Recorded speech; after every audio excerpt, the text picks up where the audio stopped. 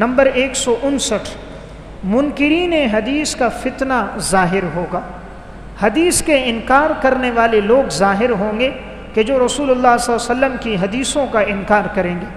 آپ صلی اللہ علیہ وسلم نے ارشاد فرمایا لَأُلْفِيَنَّ أَحَدَكُمْ مُتَّكِئًا عَلَىٰ أَرِيكَتِهِ، کہ میں نہ پاؤں تم میں سے کسی ایک کو کہ اس نے اپنے تخت پر ٹیک لگایا ہوا ہو، يَأْتِيهِ الْأَمْرُ مِنْ أَمْرِي مِمَّا أَمَرْتُ بِهِ، اس کے پاس میرا حکم آئے جس کا میں نے حکم دیا ہے، أَوْ نَهَيْتُ عَنْهُ، یا اس کے پاس حکم آئے کہ میں نے فلان چیز سے منع کیا ہے، فَيَقُولُ لَا نَدْرِي، وہ کہے ہم تو نہیں جانتے اس کو، مَا وَجَدْنَا فِي كِتَابِ اللَّهِ اتَّبَعْنَاهُ، ہم کتاب اللہ میں جو پائیں گے ہم صرف اس کی اتباع کریں گے۔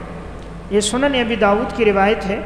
رسول اللہ صلی اللہ علیہ وسلم نے فرمایا کہ ایک وقت آئے گا کہ ایک شخص اپنے گھر میں ٹیک لگا کر بیٹھا ہوا ہوگا، یعنی یہ اشارہ ہے اس کے تکبر کی طرف، تکبر کے ساتھ اپنے تخت پر ٹیک لگایا ہوا ہوگا۔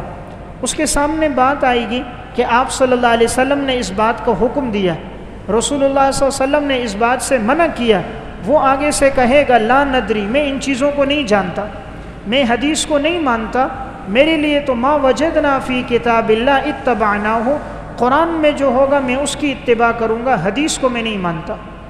تو آج امت میں یہ فتنہ بھی معاذ اللہ اٹھ چکا ہے، منکرین حدیث کا فتنہ۔ اس فتنے میں غلام احمد پرویز، ڈاکٹر اسلم، جراج پوری، نیاز فتح پوری، اس طرح کے لوگ آئے جنہوں نے حدیث کا انکار کرنا شروع کر دیا۔ انہوں نے کہا صرف قرآن کافی ہے، حدیث کی ضرورت ہی نہیں، پورے ذخیرے حدیث کو انہوں نے ٹھکرا دیا معاذ اللہ۔ حالانکہ جب تک حدیث نہیں ہوگی قرآن سمجھ میں نہیں آئے گا، قرآن بغیر حدیث کے سمجھ نہیں آ سکتا۔ قرآن کہتا ہے اقیم الصلاۃ، نماز پڑھو، لیکن نمازیں کتنی فرض ہیں قرآن نے تعداد نہیں بتائی، فجر کی کتنی رکعتیں، ظہر کی کتنی ہیں، عصر مغرب عشاء کی کتنی ہیں، قرآن نے رکعتیں نہیں بتائیں، فرائض کتنے، واجبات کتنے، سنن مستحبات، تفصیلات قرآن میں نہیں ہیں، نماز پڑھنے کا کیا طریقہ ہے قرآن میں نہیں ہے۔ رسول اللہ صلی اللہ علیہ وسلم نے بتایا صلو کما رأیتمونی اصلی، یوں نماز پڑھو جیسے تم مجھے نماز پڑھتے دیکھتے ہو۔ اس لیے اگر حدیث کو ہٹا دیا جائے کوئی انسان قرآن پہ عمل نہیں کر سکتا۔ قرآن حکم دیتا ہے زکوٰۃ دو، لیکن زکوٰۃ کا نصاب کیا ہے، سونے کا، چاندی کا، جانوروں کا، نقدی مال کا، مال تجارت، یہ ساری تفصیلات حدیث بیان کرتی۔ قرآن کہتا ہے حج کرو، اتم الحج والعمرۃ للہ، حج عمرے کو پورا کرو۔ حج کی تفصیلات، مینا میں کب جانا ہے، عرفات کب جانا ہے، مزدلفہ کب جانا ہے، شیطان کو کتنی کنکریاں مارنی ہیں، کون سا طواف فرض ہے، کون سا واجب ہے، حج کے فرائض کیا ہیں، سب حدیث نے بیان کیے۔ یعنی یہ ساری تشریح حدیث سے ملتی۔ لوگ حدیثوں کا کیوں انکار کرتے ہیں؟ وجہ یہ ہے کہ حدیثوں میں چونکہ پابندیاں ہوتی ہیں، یہ کام کرنا یہ نہیں کرنا، تو ہر آدمی چاہتا ہے آزادی کی زندگی۔ یہ ذہن بنایا مغرب نے، اس لیے جو مغرب سے تعلیم حاصل کر کے آتا ہے، جو آکسفورڈ سے پڑھ کے آتا ہے، جو امریکہ سے پڑھ کے آتا ہے، وہ کہتا ہے جی قرآن کافی۔ تو یہ پردہ کہاں سے آ گیا، یہ داڑھی کہاں سے آئی، یہ کرتا کہاں سے آیا، یہ پانچے ٹخنوں سے اٹھانا یہ حکم کہاں سے آ گیا، یہ تلاوت کرنے کا فائدہ کوئی نہیں، حفظ کا فائدہ کوئی نہیں، رٹا لگانے کا، صرف قرآن کا ترجمہ پڑھ لو یہ کافی ہے، نبی کی طرز زندگی پہ چلنے کی ضرورت نہیں ہے، قرآن پڑھ لو کافی ہے۔ مقصد کیا ہے؟ مقصد اپنی زندگی میں آزادی پیدا کرنی اور اپنی زندگی اپنی منمانی کے مطابق گزارنی۔ حالانکہ دین وہ ہے جو اللہ رسول نے بتایا۔ اس لیے آپ نے ایک علامت بتائی، لوگ حدیثوں کا انکار کرنا شروع کر دیں گے۔ مسلمان کی علامت یہ ہے جب اس کے سامنے یہ بات آ جائے کہ آپ صلی اللہ علیہ وسلم نے یہ فرمایا، اس کی آنکھیں جھک جائیں، اس کا سر جھک جائے، اس میں اطاعت اور فرما برداری آ جائے کہ امام الانبیاء کا حکم ہے، میری سر آنکھوں پر ہے۔ لیکن آج کا وہ مسلمان نہیں، شادی ہوتی ہے پتہ ہوتا ہے دین نے میوزک سے منع کیا ہے، صوم و صلات کا پابند ہوگا، گھر میں ڈیگ لگے ہوئے ہوں گے۔ کہاں گیا اللہ رسول کا حکم؟ کبھی غم کا موقع آئے گا خلاف شرع رسوم پر عمل یہ کرتا ہوا نظر آئے گا۔ محبت تو وہ چیز ہے کہ اللہ کے رسول کا حکم سامنے آئے انسان کی گردن جھک جائے کہ میرے پیغمبر نے فرمایا آج کے بعد میں یہ عمل نہیں کروں گا۔ محبت تو صحابہ کو تھی، حضور کے اشاروں پہ وہ لوگ جان دیتے تھے، کبھی سوال نہیں کرتے تھے، کیوں کے ساتھ تو انہوں نے سوال ہی نہیں کیا۔ جو حضور نے بتایا انہوں نے عمل کر کے دکھایا۔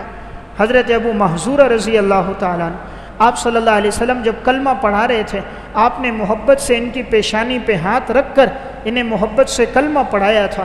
حضرت عمر رضی اللہ تعالیٰ عنہ کا دور خلافت آیا، ابو محذورہ کے پیشانی کے بال بڑے تھے، نیچے لٹک رہے تھے۔ کہا ابو محذورہ یہ بال کٹوا کیوں نہیں دیتے؟ فرمایا امیر المومنین، جب رسول اللہ صلی اللہ علیہ وسلم نے مجھے کلمہ پڑھایا تھا، میرے سر پہ شفقت سے ہاتھ رکھا تھا، میری غیرت ایمانی برداشت نہیں کرتی جہاں امام الانبیاء کا ہاتھ لگا ہو وہاں میں کینچی لگا دوں۔ اس چیز کا نام محبت اور اطاعت ہے۔ وہ حضور کے فیصلوں پہ وہ لوگ جان دینے والے ہوتے تھے۔ سنن ابی داؤد کتاب الادب باب ما جاء فی البناء میں روایت ہے، آپ صلی اللہ علیہ وسلم ایک قبے کے پاس سے گزرے، آپ نے دیکھا ایک شخص نے گھر پہ قبہ بنایا ہوا ہے۔ آپ نے پوچھا یہ کس کا ہے؟ بتایا گیا فلاں صحابی کا گھر ہے۔ آپ نے ناپسند کیا کہ اس نے گھر پہ قبہ کیوں بنایا۔ وہ صحابی جب مجلس میں آئے، آپ صلی اللہ علیہ وسلم کو سلام کیا، آپ نے توجہ نہیں دی، پھر سلام کیا، آپ نے اس کی طرف توجہ نہیں دی، پھر آپ کی طرف آیا، آپ متوجہ نہیں ہوئے۔ وہ سمجھ گیا حضور شاید مجھ سے ناراض ہیں۔ صحابہ سے پوچھا، کہا آپ نے گھر پہ قبہ بنایا ہے، آپ صلی اللہ علیہ وسلم کو وہ پسند نہیں۔ وہ اسی وقت گیا، اپنا قبہ بھی گرا دیا، عمارت بھی گرا دی، زمین کے ساتھ بالکل ملیا میٹ کر کے برابر کر دیا۔ پھر آ کر حضور کو بتایا نہیں کہ میں نے اتنا بڑا کارنامہ کر دیا۔ چند دنوں بعد حضور کا گزر ہوا، فرمایا یہاں تو قبہ ہوتا تھا۔ کہا یا رسول اللہ، جب آپ نے ناگواری کا اظہار کیا اس صحابی نے وہ قبہ فوراً گرا دیا۔ یہ تھی صحابہ کرام کی محبت اور اطاعت۔ تو ایمان کی نشانی ہے جیسے حدیث سامنے آ جائے انسان فوراً عمل کر دے۔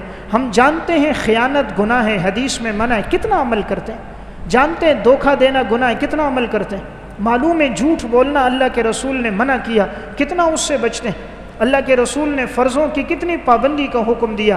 آپ نے فرمایا من ترک الصلاۃ متعمدا فقد کفر، جس نے جان بوجھ کے نماز چھوڑی اس نے کفر کیا، جس نے جان بوجھ کے نماز چھوڑی اس نے کفر کیا۔ آپ نے فرمایا ان بین الرجل و بین الشرک والکفر ترک الصلاۃ، انسان کے اور کفر اور شرک کے درمیان فرق نماز کا چھوڑنا۔ وہ نماز چھوڑنے والا مشرک اور کافر ہے۔ کتنا اس حدیث پر ہم نے عمل کیا۔ ایمان کی نشانی کیا ہے؟ حدیث آئے فوراً سر جھک جائے۔